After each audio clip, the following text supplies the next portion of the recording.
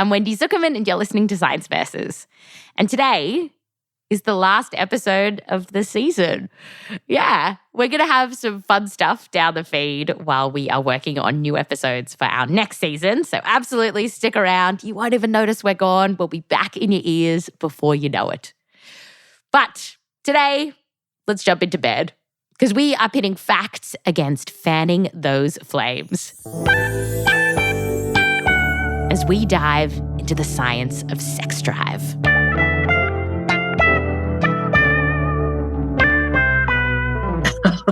Oh, yeah. So let me tell you. Heather Goltz wants to tell you all about her great-grandparents. So her great-grandma was this petite little woman. She'd have little kitten heels and, and she'd be like, would you like a sandwich? And, I have some Coke or if you'd like some coffee. But don't be fooled by that sweet voice. Heather's great-grandparents? They were very sexual. I'm not kidding. In fact, there was this rule if you were going to visit their house that all the family knew. Everybody had keys to the house because everybody was welcome, except they had a deadbolt lock and a chain. If the deadbolt was on and the chain was on the door, you should get back in your car and make the block. If you're not catching her drift, you have to kill some time because if the deadbolt was on the door, then you know. Oh, yeah, they're doing it. How many times did you drive there and the deadbolt was on the door with the chain? Believe it or not, it happened quite frequently. Was it like a little joke? Would you text the cousins? Oh, there's the eye rolling. And they're like, oh, yeah, well, they were at it long enough last time. I just gave up. How old were they at that point? Oh, my gosh. So they were solidly in their 70s. Amazing. And did you think, how do I get that? Oh, of course I did, but I was like, wow. The trouble is, it seems like a lot of us are struggling to get that wow. And we're not completely happy with our sex drive. We did a survey of you all, our listeners, and more than half of you said that you'd been worried about your libido at some point in your lives, mostly because you thought it was too low. And you see this problem in the scientific literature too. Heather is actually a sex therapist and researcher at the University of Houston downtown, and she hears this kind of thing all the time. Yeah, I'm not aroused at all. And it is the Sahara Desert down there, and I'm not sure what to do with this thing. It's broken. So let's fix this thing that's broken. Today on the show, we are sliding back the deadlock on our sex drive and bringing you some bed-rattling discoveries on our libido. We're also going to dive into the multi-million-dollar libido-boosting industry, which is packed with the hormones, supplements, and even FDA-approved medication. And bottom line, for those who would like to get more hanky in their panky, we are going to find out how to get you some horn dog energy. When it comes to our sex drive, there's a lot of... I just gave up. But then there's science. And by the way, a lot of the research in this space is focused on cis people rather than trans folk. So unless we say otherwise, the science we're discussing is about cis folks. Okay, Science versus Sex Drive is coming up just after the break.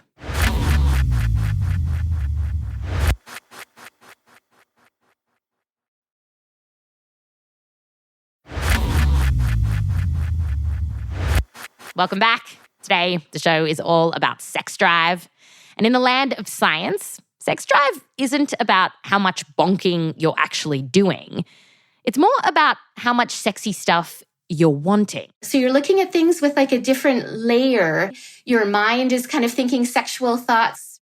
This is Professor Caroline Pukall at Queen's University in Canada. So it's sometimes, for someone might see a fig and just see a fig, and someone else is looking straight at a vagina. Exactly. So it's kind of this really sort of feeling of alive and really sort of like shiny and sparkly, like in this sexual way. That's my scientific definition.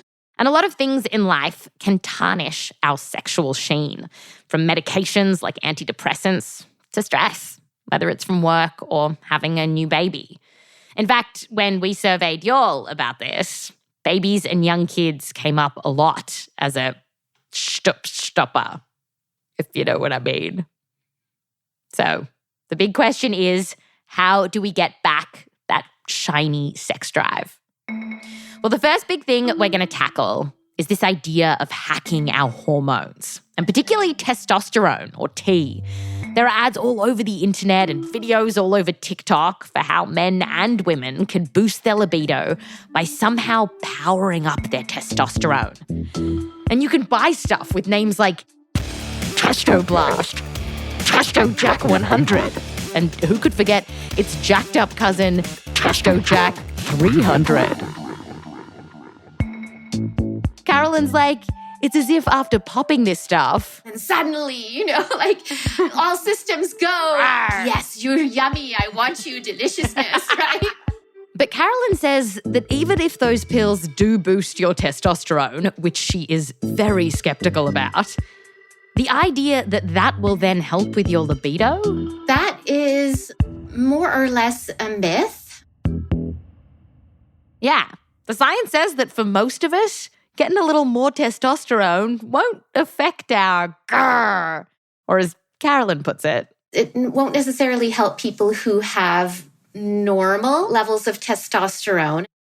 So there's some nuance here. If you're a man with clinically low levels of testosterone, then taking more of it might help your sex drive. But once you tip over into a normal testosterone range, having more of it doesn't seem to wet your willy.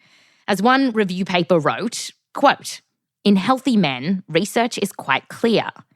T is not significantly correlated with sexual desire. As for women, generally speaking, pumping yourself with testosterone also won't rev your engines. But there are a few exceptions, like postmenopausal women or trans women who are bothered by their low libido. Then taking a little more testosterone might help. So I think it's a lot more complex than a lot of people really want it to be, right? Because you see, testosterone is just one hormone that's involved in our complicated libido. For just another example, there's this very fun study that got about 20 women to fill out a sex diary. So think Bridget Jones meets Bridgerton, the first season, obviously. Women wrote when they did stuff like fantasized about sex, initiated sex, masturbated. And by using cervical mucus and period tracking, the researchers uncovered that women were more likely to have a higher sex drive just before they were ovulating, which would have been when this hormone called luteinizing hormone was going through the roof. But a thing that kind of blew my mind when I was digging into the science of sex drive is that kind of amazingly, we're still discovering new pieces of the puzzle when it comes to understanding libido. So in 1996, as kids all over the world were grinding to Pony by Genuine, scientists were discovering a hormone called Kisspeptin. And they were like, jump on it, let's do it, ride it, my pony, ride it, research it. So one of the researchers who wanted to ride Kisspeptin scientifically was Waljit Dhilo, a professor of endocrinology at Imperial College London. He was stoked when he first heard that we'd discovered a new hormone. Completely new discovery. New kid on the block. I mean, it's fun, right? Well, exactly. Normally it's, research is a bit of a tweak and an add-on from the last thing. But here you've got, completely new football game or, something really cool. By the early 2000s, scientists started realizing that if Kisspeptin isn't working properly in your body, you don't get pubic hair or boobs or a deep voice. In other words, you will not go through puberty. You will remain essentially as a child. So that's how vital it is. Yeah. Kisspeptin is a hormonal switch that, when flipped, triggers puberty. Soon, scientists wondered what else Kisspeptin was up to. And they wanted to know whether it plays a role in our sex drive too. But to understand how they cracked this mystery, you first need to know how to screw a mouse. So, when a female mouse or rat is ready for action, she'll do this pose with this amazing name, lordosis, where she'll arch her back and stick her butt way up in the air. It's pretty straight. It's pretty obvious. I mean, if you Google lordosis I'm sure it comes up as a nice video you can watch. Oh, I just did Google it. There you go. Oh, it's a real Chinese all out, ready to go. Exactly. Okay, yeah. so it's really, I feel like I've just stepped into some rat porn there. Yeah. And several years ago, researchers uncovered that if female mice don't make Kisspeptin, then they're less likely to do that arch back, Chinese out lordosis thing. And so, Waljit and his colleagues wanted to know if Kisspeptin was important in humans too. And so one of the first steps in their research was just to give Kisspeptin to people to see if that was even safe to do. Their first study got 6 healthy men and injected a tiny amount of Kisspeptin into their blood. And remember, as far as we know, this was the first time that any researcher had given Kisspeptin to a person. Were you a bit nervous giving Kisspeptin to humans for the first time? Yep. I didn't sleep very much. Anything could happen, yeah, because it's never been given before and it might do something. And oh boy, did it do something. All of the men's penises fell off. No, I'm joking. The willies were fine. The men were fine. Kisspeptin was perfectly safe. So, Waljit and other researchers have kept studying it, found some hints that it might affect our sex drive too. And to test this out, just recently, Waljit and his team got about 30 women and 30 men who were feeling kind of bummed out about their sex drive. And they wanted to see if maybe Kisspeptin could pep them up a little. Exactly. So Waljit and his team got everyone to come into the lab twice. Once they got Kisspeptin, the other time a placebo. And they didn't know which one they were getting when. Now, Waljit didn't want to know if Kisspeptin made people more horny while they were just hanging around the lab. But rather, he wanted to see if he could ramp up people's arousal level while they were already feeling a little aroused. And so he got the participants to watch porn as well. It sounds weird, but those are the really important things that you have to do in studies. Yes, I know this was for science and not just for fun. Yeah. Then, to objectively measure how aroused they got, for the men, they tracked their penile tumescence, aka willy stiffness. And to do that, they used a very special device. The device, I can send you a picture later. Yes, please. It's basically like if you think of a condom and just the tip of it, the round tip of it. Oh, like a lasso for your penis. Yeah, like a lasso, exactly. So then you can basically hook that up. It will expand when they're watching an erotic video. And the question is then, does that make a difference when they're having Kisspeptin on board compared to placebo? And there was no lasso for the women because something we haven't mentioned yet is that the researchers did this experiment with the people in an fMRI machine. And the equivalent device in women that goes up the vagina has a metal piece in it that doesn't play well with the magnets in an fMRI machine. It can burn or it can fly around the room. Yikes. So they didn't use it. Okay. But after all of this science shenanigans, what did Waljit and his team find? Let's start with the fellas. When they were on Kisspeptin and watching the porn, their dicks actually got harder. After 8 minutes of porn, the penis lasso detected, on average, a 56% increase in penile tumescence compared to a placebo. So that's pretty good, and we didn't know whether that was going to work and all the rest of it, but that was obviously a pretty impressive result. And when Waljit looked at the brain scans, he saw this curious pattern emerging in both the men and the women. You see, parts of the brain that have been linked to arousal, well, they look to be cranked up in these people.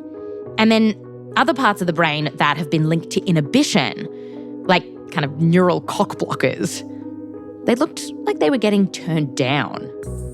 So if you like, you've got a brake and you've got an accelerator. So effectively, you're taking off that brake a bit. Just shushing it, like saying shh. Yeah, exactly. Yeah.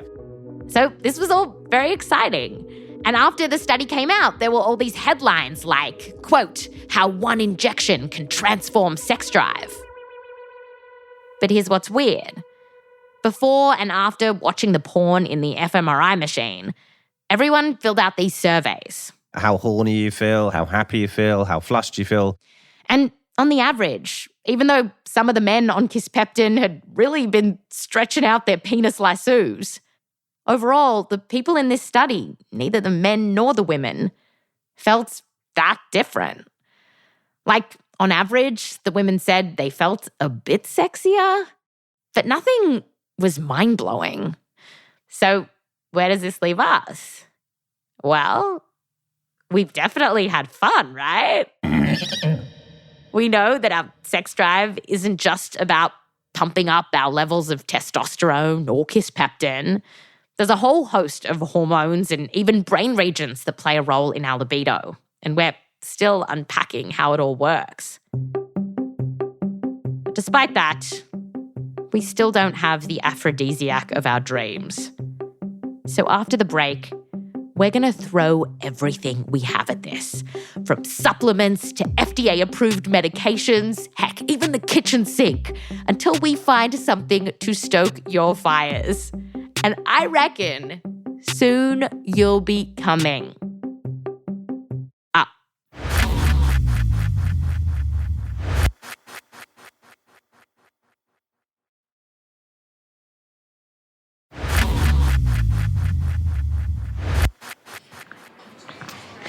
Okay, I'm at the vitamins section.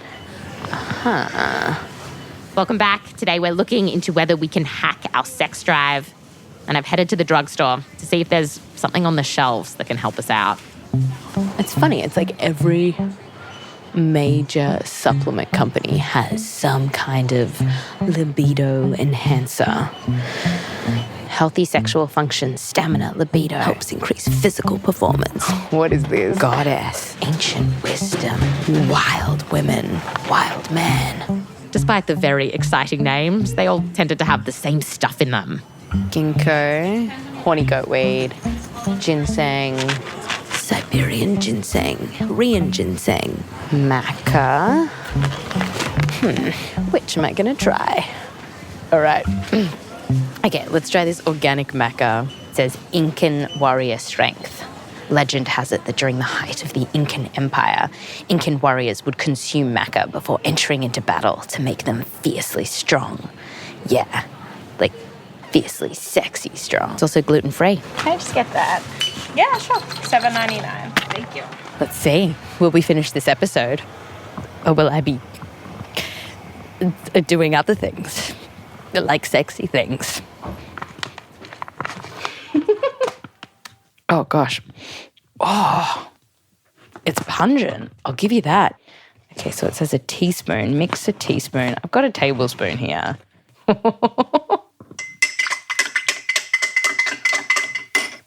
Here goes nothing.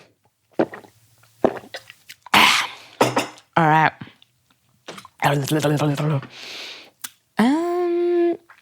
I guess I'll let you know.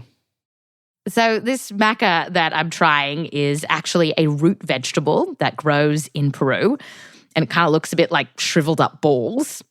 And yes, the marketing is a little over the top, but kind of surprisingly, there is some research into it. Like, one study found that it turned male mice into horn dogs. Other studies in women with low libido found that it kind of helped them.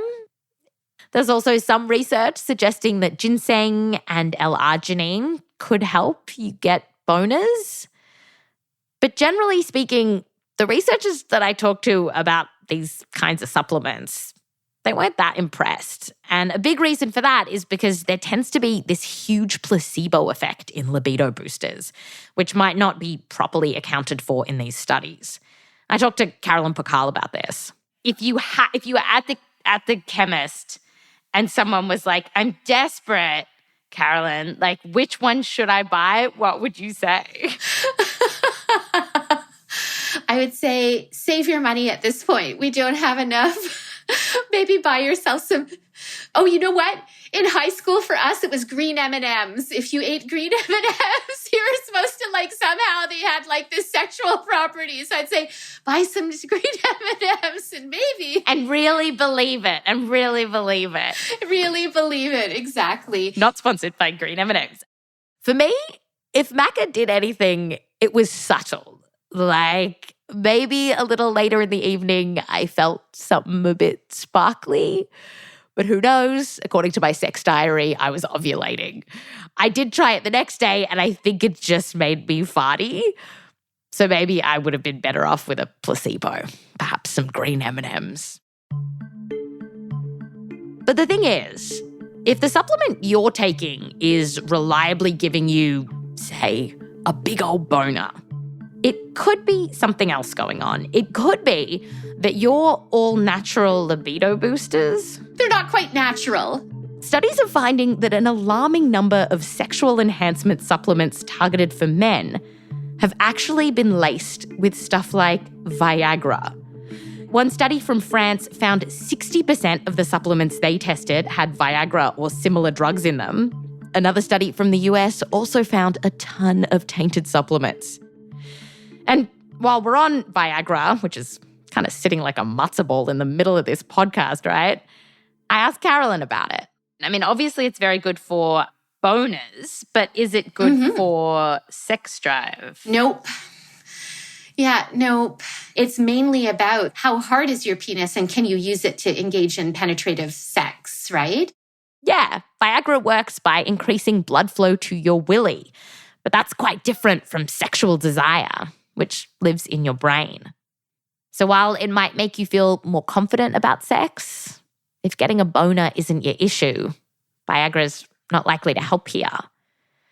And by the way, if you don't have a willy and you're thinking of trying Viagra, don't bother. One study found it doesn't even help to bring blood to the clitoris, something called clitoral engorgement, in the same way that it does with penises. And in that study, they actually weren't even sure that clitoral engorgement was a big issue for women with low libido in the first place. Which is why when 2 FDA-approved medications hit the market that were specifically for women with low libido, people started leaning in. But these drugs have actually been totally underwhelming too. One is called flibanserin, and it's a bit of a pain in the ass to take. You have to take this medication every single day. You can't really take it with alcohol. There are tons of side effects. Side effects like fatigue and nausea. And after all that, one meta-analysis showed that on average, it led to 1 extra sexually satisfying event every 2 months.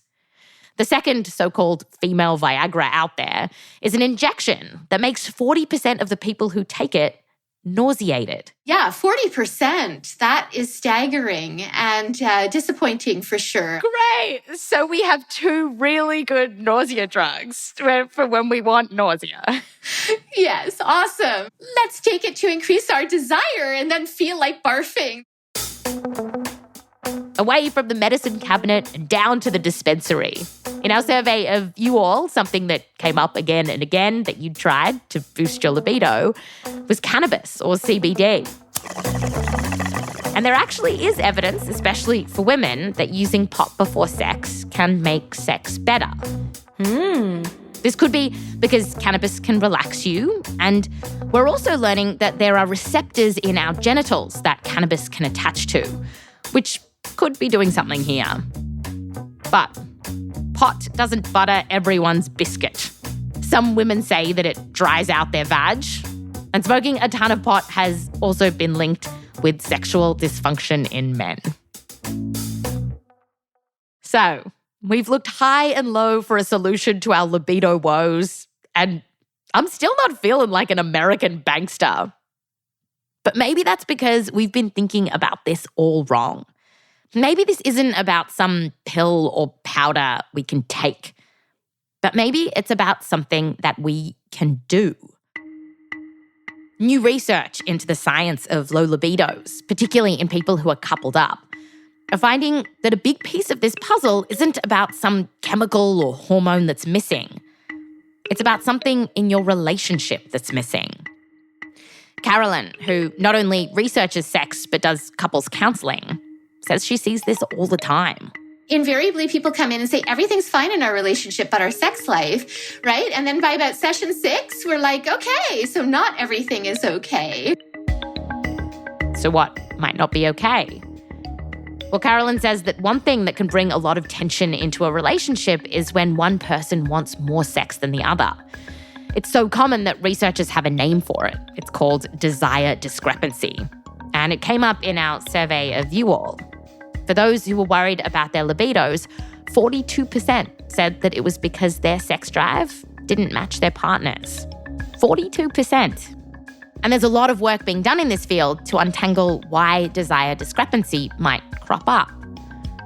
Like recently, researchers got around 1,000 women in relationships with men who had young kids, and they asked them all kinds of questions about their sexual desire, but also who does the housework and who organises the social calendar. And when the women said they were doing a larger chunk of the household labour, they were also less keen to want to work it in the bedroom. Other studies have found similar things. Like one survey of almost 500 straight couples found that those who were more equal in household chores had sex more often.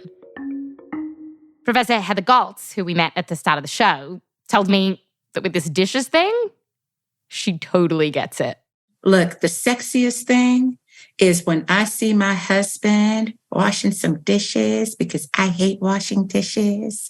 And when he washes those dishes, I'm like, oh yeah, I didn't have to do it and I'm ready. And I think at this point, he's washed dishes so much, the times I do wash dishes, he's like, oh yeah, this is good. This is foreplay. When scientists try to work out exactly what is going on when our desire drops because we're doing too much of the household chores, they find that some women have started to see their partner as a dependent. That survey I just told you about of 1,000 women also asked them to rate how much they agreed with sentences like, quote, "Sometimes I feel as though my partner is like an extra child I need to look after." And what do you know? Women who said, to that were less likely to agree with statements like, "Just thinking about having sex with my partner excites me." Research suggests that same-sex couples, especially women, tend to divvy up the housework more equally. So perhaps this is less of an issue. But zooming out, Heather's like, no matter who you're in bed with, if things feel unfair and unequal and you can't talk about it, or you talk about it but nothing changes, that can all build up.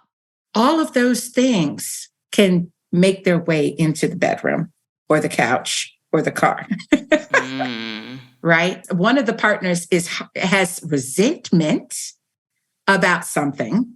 Something's bothering them about the relationship. And it's not that they can't have sex, it's that they don't want to.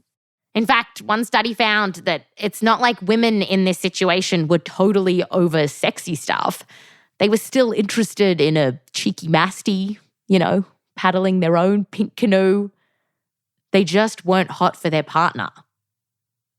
And just like some crap in your relationship can crap all over your sex drive, a great relationship can be the ultimate libido booster.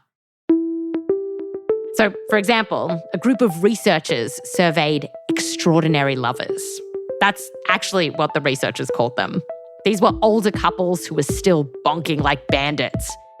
And they discovered that a lot of that had to do with G-rated stuff, like being in sync, having great levels of communication.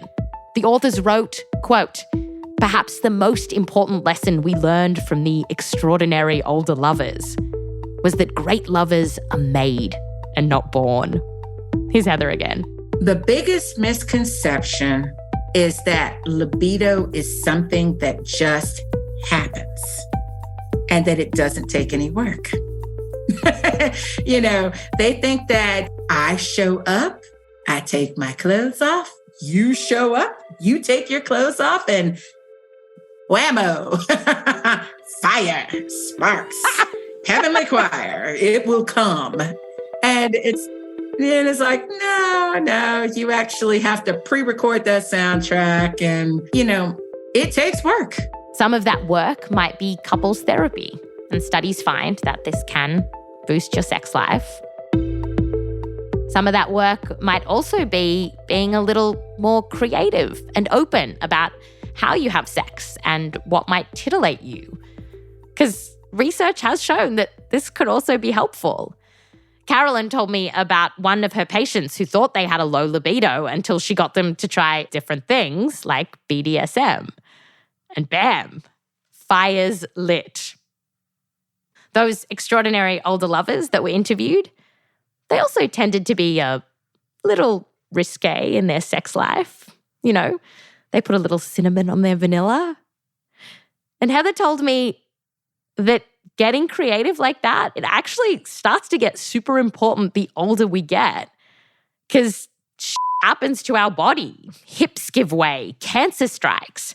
And in some cases, that can mean certain kinds of sex are basically off the table. Maybe you can't have penetrative sex anymore. Or maybe you can't penetrate the vagina, but hey, there's, your anus right there, or your mouth. Certainly hands or feet. So you're learning about what might tease you, tantalize you, give you a sense of joy there.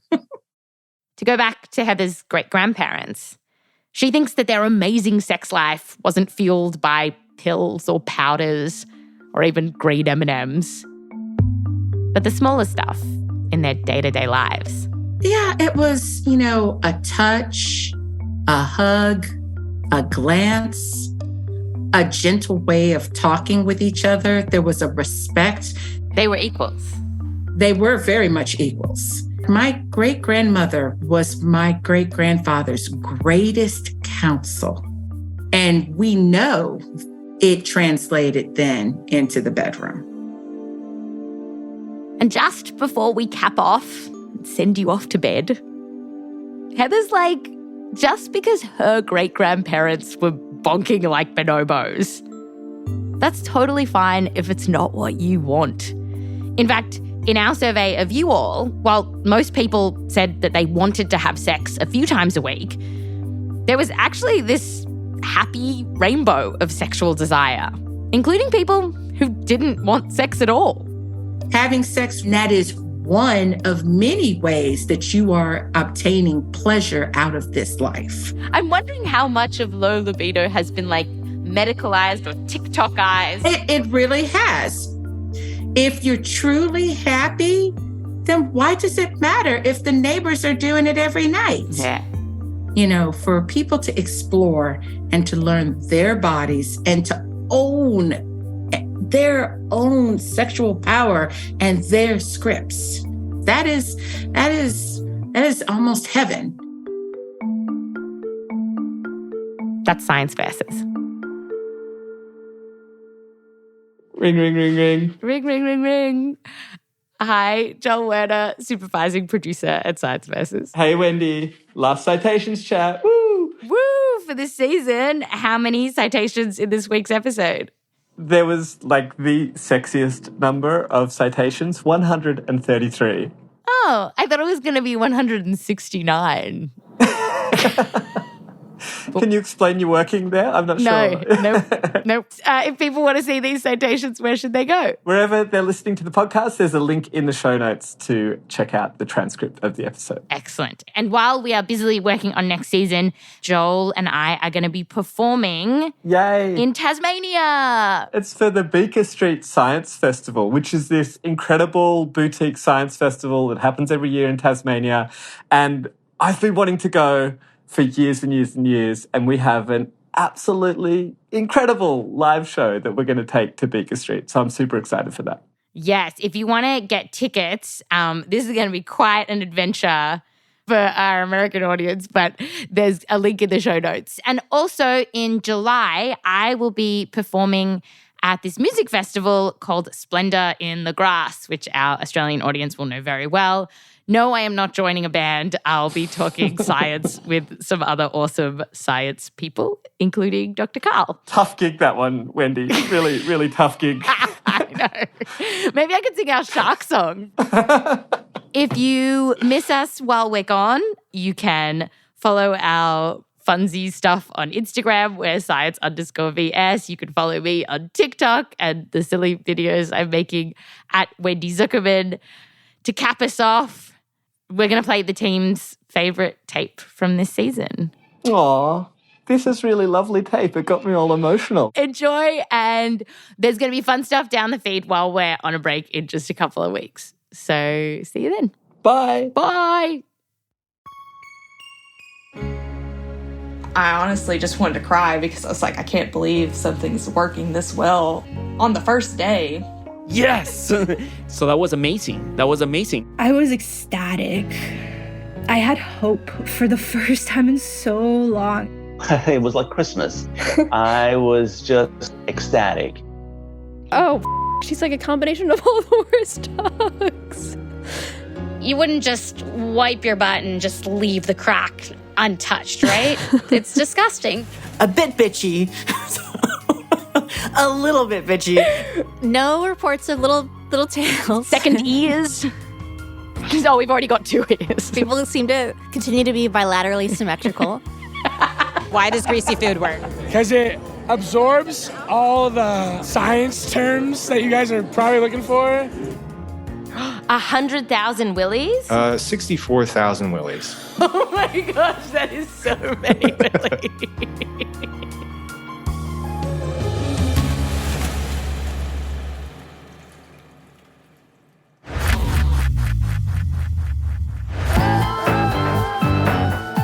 This episode was produced by me, Wendy Zuckerman, with help from Joel Werner, Meryl Horn, Rose Rimler, Michelle Dang, and Ari Natovich.